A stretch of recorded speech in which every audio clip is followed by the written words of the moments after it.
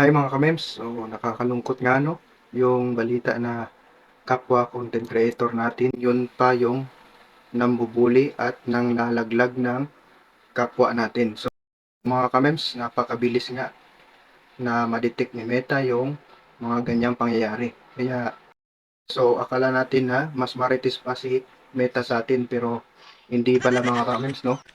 Madali ma-detect ni Meta yung mga galaw natin. So hindi pinapalagpas ni Meta yung mga pangyayaring to.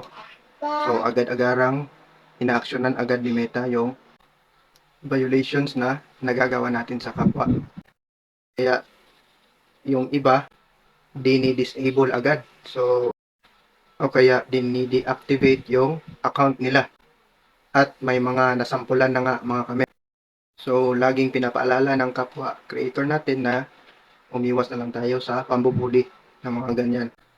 Sa halip na bulihin natin, tulungan na lang natin yung kapwa natin creator. Dahil kung ayaw nyo po malamangan, huwag na lang po kayo mambuli.